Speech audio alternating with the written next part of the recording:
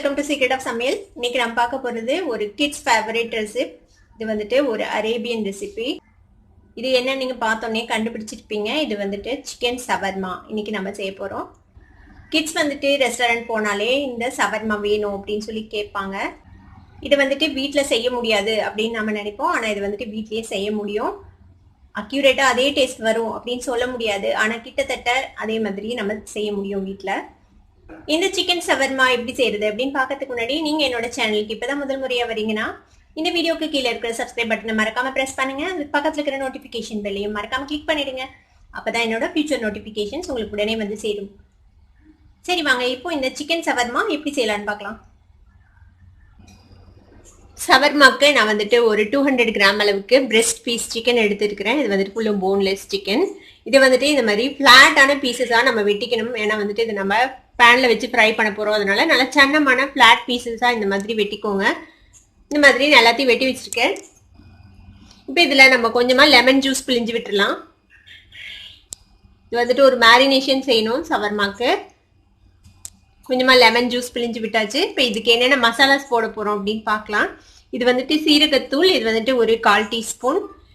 இது மல்லித்தூள், இது ஒரு 1/2 டீஸ்பூன். இது கரம் மசாலா பொடி, இதுவும் 1/4 டீஸ்பூன் அளவுக்கு. சில்லி பவுடர் ஒரு 1/4 டீஸ்பூன். இது பெப்பர் பவுடர் ஒரு 1/2 டீஸ்பூன் அளவுக்கு எடுத்துருக்கிறேன். உப்பு வந்துட்டு தேவையான அளவு. இது எல்லாத்தையும் இதில் ஆட் பண்ணிடலாம். இது கூட ஒரு 1 டீஸ்பூன் அளவுக்கு இஞ்சி பூண்டு பேஸ்ட் போட்டுக்கோங்க. கூட ஒரு 2 டீஸ்பூன் அளவுக்கு தயிர் ஆட் பண்ணலாம். இந்த தயிர் வந்துட்டு ஒரு சாஃப்ட்னஸ் கொடுக்கும் சிக்கனுக்கு, அதுக்காக நம்ம தயிர் ஆட் பண்ணுறோம். கூட ஒரு 1 டீஸ்பூன் அளவுக்கு ஆயில் ஆட் பண்ணிக்கோங்க. நீங்கள் ஆலிவ் ஆயில் இருந்தால் ஆலிவ் ஆயில் ஆட் பண்ணலாம். நான் இன்னைக்கு சன்ஃப்ளவர் ஆயில் தான் ஆட் பண்ணுறேன். இப்போ இதை வந்துட்டு நல்லா மிக்ஸ் பண்ணி விட்டுருங்க. இது வந்துட்டு ஒரு 1/2 அன் ஹவர் வந்துட்டு நீங்கள் மேரினேட் பண்ணணும் இந்த சிக்கனை. ஒரு 1/2 மணி நேரம் இதுக்கிட்டே ஊறட்டும். ஒரு 2-3 மணி நேரம் உங்களுக்கு ஊற வைக்கிறதுக்கு டைம் இருந்ததுன்னா இது வந்துட்டு ஃப்ரிட்ஜில் போட்டுருங்க. ஒரு 2-3 மணி நேரம் நல்லா ஊறிச்சுன்னா இன்னும் ரொம்பவே டேஸ்டியாக இருக்கும்.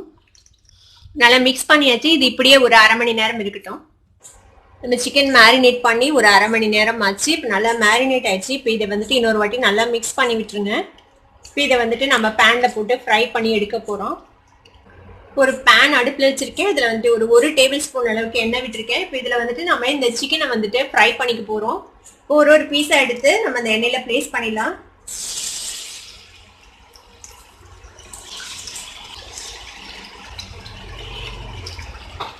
பேனில் எவ்வளோ பிடிக்குதோ அந்த அளவுக்கு வைங்க. இது ஒரு சைடு ஃப்ரை ஆனதுக்கப்புறம் நம்ம அடுத்த சைடு டர்ன் பண்ணி போடலாம். நல்லா ஃப்ரை ஆகட்டும். இப்போ அடுத்த சைடு நம்ம டர்ன் பண்ணி விடலாம்.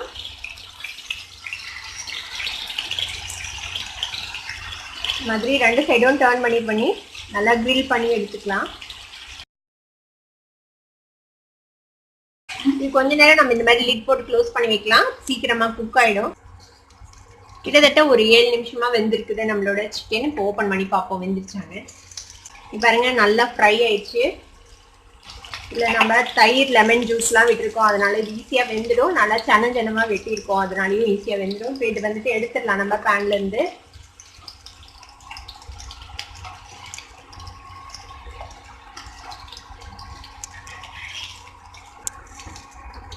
இப்போ இது மாதிரியே நம்ம மீதி இருக்கிற சிக்கனையும் நம்ம ஃப்ரை பண்ணி எடுத்துடலாம்.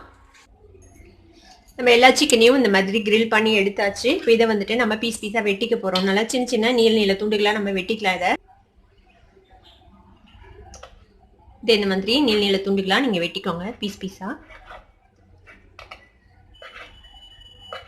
இது இப்படியே சாப்பிடவே சூப்பராக இருக்கும். பாருங்க எவ்வளோ சாஃப்டாக வெந்திருக்குது நல்லா.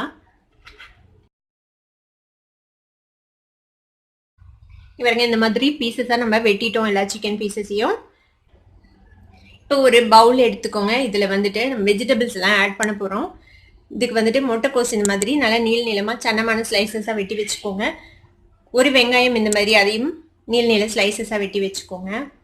ஒரு மீடியம் சைஸ் தக்காளி எடுத்திருக்கேன் நான். இது வந்துட்டு உள்ளே இருக்கிற விதையெல்லாம் எடுத்துட்டு இதையும் இந்த மாதிரி நீளமாக வெட்டி வச்சுருக்கேன்.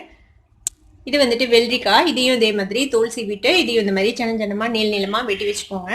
இப்போ இது எல்லாத்தையும் இந்த பவுலில் ஆட் பண்ணிடலாம்.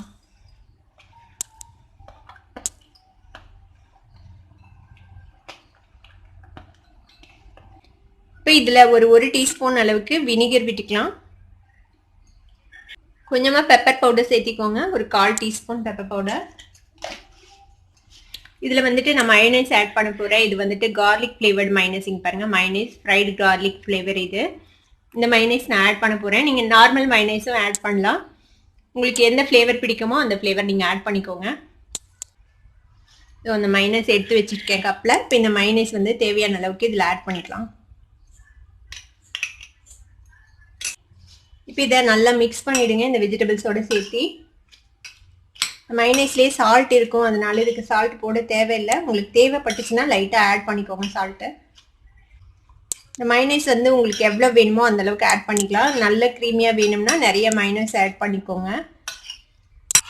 இப்போ இது கூடவே நாம் வெட்டி வச்சிருக்கிற இந்த சிக்கன் பீசஸையும் சேர்த்திடலாம்.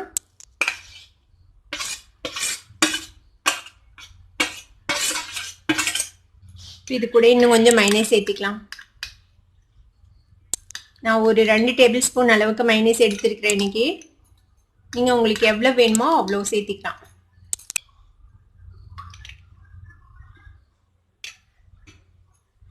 இப்போ இந்த சிக்கனையும் இதோட சேர்த்து மிக்ஸ் பண்ணிடுங்க.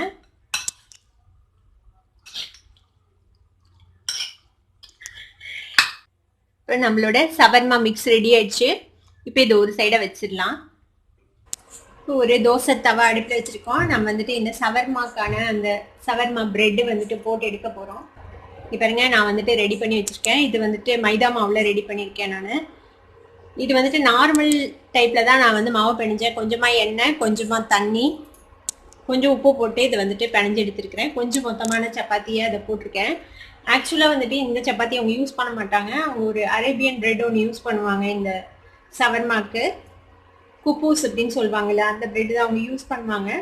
உங்களுக்கு அந்த ரெசிபி வேணும் அப்படின்னா எனக்கு கமெண்ட்ஸில் சொல்லுங்கள். நான் வந்துட்டு அடுத்து கூடி சீக்கிரம் ஒரு வீடியோவில் வந்துட்டு உங்களுக்கு அதை அப்லோட் பண்ண ட்ரை பண்ணுறேன். இன்றைக்கி வந்துட்டு நான் வந்துட்டு இது வந்துட்டு இதில் ஈஸ்டெல்லாம் நான் சேர்த்துல, வெறும் உப்பு, எண்ணெய், தண்ணி விட்டு தான் மாவு பிணைஞ்சிருக்கேன். இது ஒரு சைடு வந்துட்டு வேகட்டும், அதுக்கப்புறம் நம்ம டர்ன் பண்ணி போடலாம். இது வந்து நம்ம நார்மலாக சப்பாத்திக்கு போடுறதை விட கொஞ்சம் மொத்தமாக வந்து திரட்டிக்கோங்க.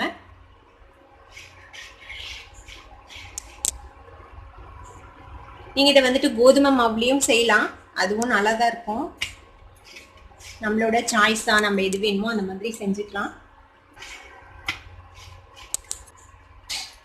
இப்போ பாருங்க ரெடி ஆயிடுச்சு. இதை எடுத்துடலாம், எடுத்து ஒரு பிளேட்டில் வச்சிடலாம். இப்போ நம்மளோட சவர்மா பிரெட் ரெடி ஆயிடுச்சு. நம்மளோட சவர்மா மிக்சரும் ரெடி ஆயிடுச்சு. மயோனைஸ் கொஞ்சம் வேணும், கொஞ்சமாக டொமேட்டோ சாஸ், கொஞ்சமாக சீஸ் எடுத்து வச்சுருக்கேன். இப்போ இதை வந்துட்டு இந்த மாதிரி ஒரு பட்டர் பேப்பர்லேயோ இல்லைனா ஒரு அலுமினியம் ஃபாயிலையோ இப்படி பிளேஸ் பண்ணிவிடுங்க. இப்போ இதுக்கு மேலே நம்ம வந்துட்டு ஃபஸ்ட்டு மயோனைஸ் தடவிக்கலாம். மயோனைஸ் நல்லா ஸ்ப்ரெட் பண்ணி விட்டுருங்க இது மேலே.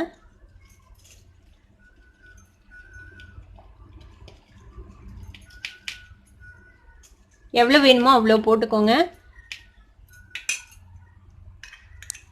இதுக்கு மேலே டொமேட்டோ சாஸ் கொஞ்சமாக சேர்த்திக்கலாம். இதையும் ஸ்ப்ரெட் பண்ணி விட்டுருங்க.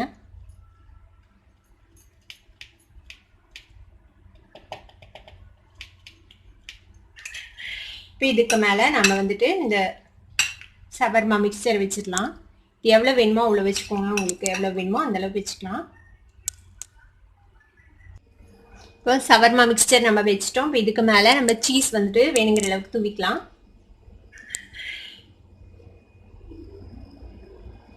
இப்போ இந்த சப்பாத்தியை வந்துட்டு நல்லா டைட்டாக ரோல் பண்ணிக்கோங்க.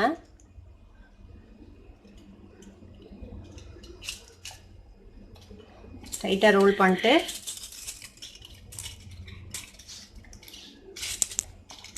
இந்த மாதிரி ஒரு அலுமினியம் ஃபாயிலோ இல்லைனா ஒரு இப்படி ரோல் பண்ணி இந்த கீழ்ப்பகுதி வந்துட்டு இப்படி மடிச்சு விட்டுருங்க உள் பகுதியில். பாருங்கள், நம்மளோட சவர்மா சூப்பராக ரெடி ஆயிடுச்சு. இந்த மாதிரியே நம்ம எல்லா பிரெட்லையும் இந்த மாதிரி ரோல் பண்ணி நம்ம ரெடி பண்ணிக்கலாம் நம்மளோட சவர்மாவை. நம்மளோட சிக்கன் சவர்மா எவ்வளோ ஈஸியாக நம்ம ரெடி பண்ணிட்டோம் பார்த்தீங்களா? இதே மாதிரி உங்கள் வீட்டையும் ட்ரை பண்ணி பார்த்துட்டு எப்படி இருந்தது அப்படின்னு கமெண்ட்ஸில் ஃபீட்பேக் கொடுங்க. இந்த வீடியோ உங்களுக்கு பிடிச்சிருந்ததுன்னா சப்ஸ்கிரைப் பண்ணுங்கள், பக்கத்தில் இருக்கிற பெல் ஐக்கானை கிளிக் பண்ணுங்கள். அப்போ தான் என்னோட நோட்டிஃபிகேஷன்ஸ் உடனே உங்களுக்கு வந்து சேரும். லைக் பண்ணுங்கள், ஷேர் பண்ணுங்கள். தேங்க்யூ ஃபார் வாட்சிங் this video viewers. Bye bye.